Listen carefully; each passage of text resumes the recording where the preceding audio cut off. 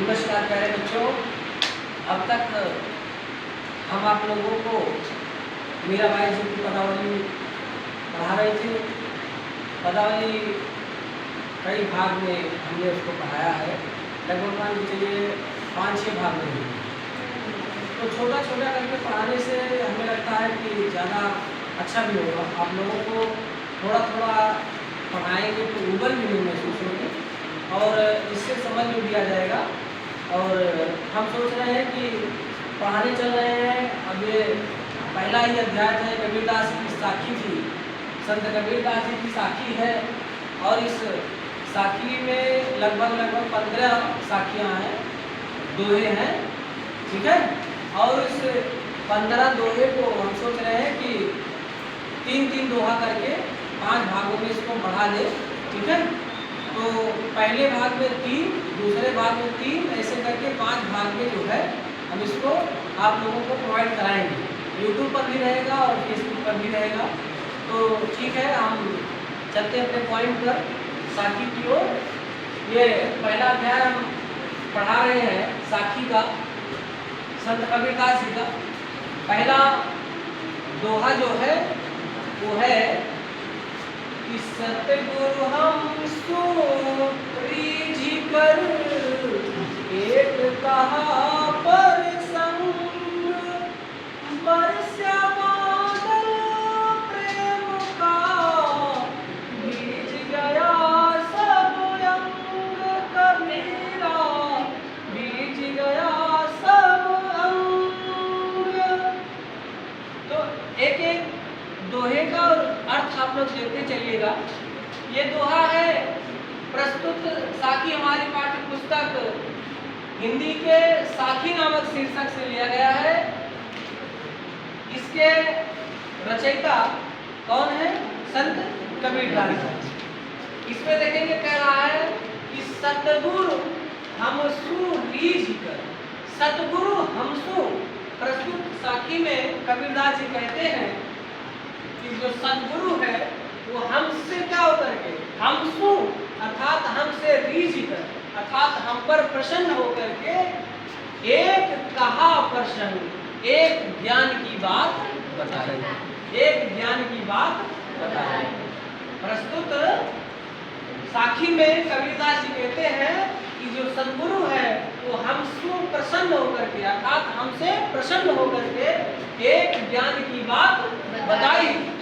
करा बरसा बादल प्रेम का, जो ज्ञान बताया है सद्गुरु ने, उस ज्ञान को जो दिया है कबीरदास जी को सद्गुरु ने, वो ऐसा ज्ञान जो बता रहे कबीरदास जी कि बरसा बादल प्रेम का। ऐसा प्रतीत हो रहा है, कबीरदास जी कहते हैं कि उस ज्ञान से हमें ऐसा लगा कि जैसे बरसा बादल प्रेम का, मानो प्रेम रूपी बादल की वर्षा हुई, मानो प्रेम रूपी बादल की वर्षा हुई और उस बादल के बरसने से भीग गया सब अंग। मेरा सारा अंग क्या हो गया? भीग गया। मेरा सारा अंग क्या हो गया? भीग गया। आप समझ में आ रहा है ना सबको? Yes sir.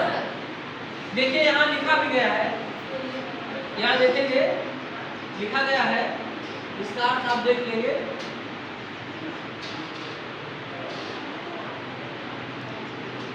देखिए व्याख्या में लिखा गया है ना, देख लेते हैं एक बार।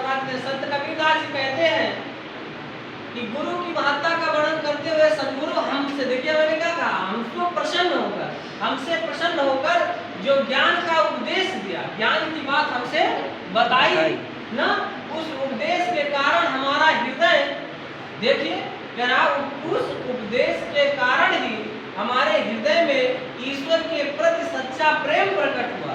भाई जो ज्ञान बताया गुरु ने, उस ज्ञान के बताने से क्या हुआ? गुरु के प्रति उनके हृदय में क्या हुआ? सच्चा प्रेम प्रकट हुआ। गुरु द्वारा दिए गए उपदेश से भक्ति, प्रेम और स्नेह रूपी बादलों की वर्षा हुई। कैसे वर्षा हुई? मानो मैंने क्या बताया, वर्षा बादल प्रेम का। मैंने कहा कि वर्षा बादल प्रेम का, वही कह रहा है मानो भक्ति, प्रेम और स्नेह रूपी बादलों की वर्षा हुई, जिससे मेरा सारा अंग क्या हो गया? भीग गया। यानी कबीरदास जी के कहने का मतलब क्या है? कबीरदास जी कहते हैं कि गुरु के उपदेश से हृदय में ईश्वर के प्रति उत्पन्न होता है क्या? होता है? प्रेम उत्पन्न होता है, और इस प्रेम से मन को भी शांति मिलती है। अतः मानव जीवन में गुरु का अत्यधिक महत्व है। कबीरदास जी बताना चाहते हैं कि गुरु का महत्व इस मानव जीवन में बहुत ही अधिक है। आप समझ में आया सबको? पहले तो एक आप समझ में आया, एक बार फिर से बता देते हैं कि सतगुरु हमसु रीझ कर एक कहा प्रसंग, बरसा बादल प्रेम का भीग गया सब। प्रस्तुत दोहे में कबीरदास जी कहते हैं कि सतगुरु ने हमसे प्रसन्न होकर, सतगुरु हम पर प्रसन्न होकर के एक ज्ञान की बात बताई। ऐसा उस ज्ञान से ऐसा मालूम पड़ा, ऐसा मुझे लगा जैसे प्रेम रूपी बादल की वर्षा हुई और मेरा सारा अंग भीग गया। अब समझ में आ गया? चलिए अगले दोहे पे चलते हैं।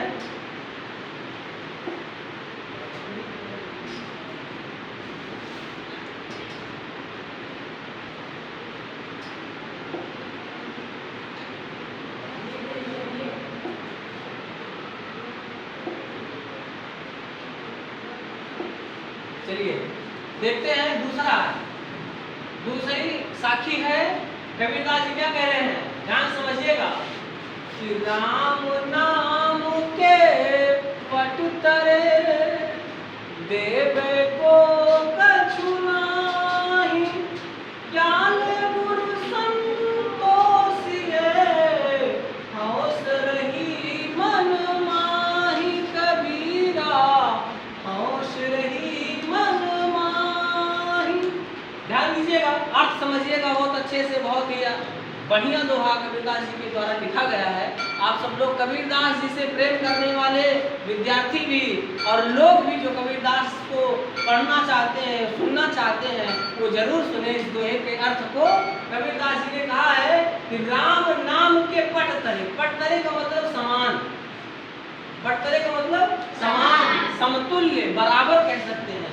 राम नाम के समान देवे को कछु नाहि, देने के लिए कुछ नहीं है। मतलब कहने का क्या है, देखिए कबीरदास जी कहते हैं कि गुरु जी ने जो मुझे राम नाम का महत्व समझाया, गुरु जी ने जो मेरे गुरु ने मुझे राम नाम के पट तरे, राम के नाम का जो महत्व मुझे समझाया है, उस महत्व को समझाने के एवज में, अर्थात उस समझाने के बदले में ना समान देवे को कछु नाहि, उसके बदले में मैं गुरु को क्या दूं?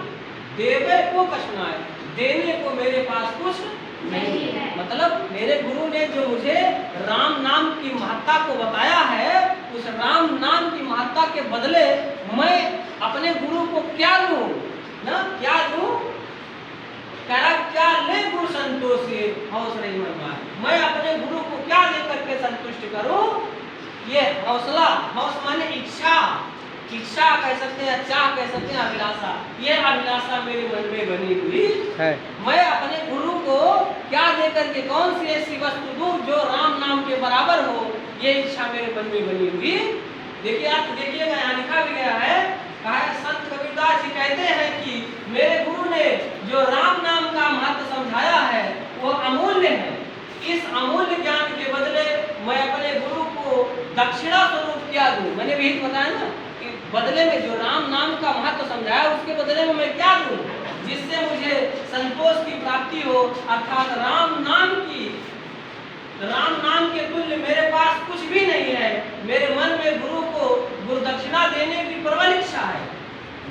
मतलब कबीरदास जी अपने गुरु को दक्षिणा देना चाहते हैं, गुरु दक्षिणा देना चाहते हैं, प्रबल इच्छा है। लेकिन क्या है, परंतु मेरी भावना और अभिलाषा मन में बनी हुई है, क्योंकि ज्ञान से बड़ी अमूल्य वस्तु, मूल्यवान वस्तु कोई नहीं है इस संसार में कि जो कुछ दे करके उस मूल्य को क्या किया जा सके, चुकाया जा सके। मतलब कोई ऐसी वस्तु नहीं है कि जो राम के नाम की बराबरी कर सके, ऐसी कोई वस्तु नहीं है जिसको दे करके हम अपने गुरु को क्या कर सके, संतुष्ट कर। समझ में? चलिए इसके आगे देखेंगे।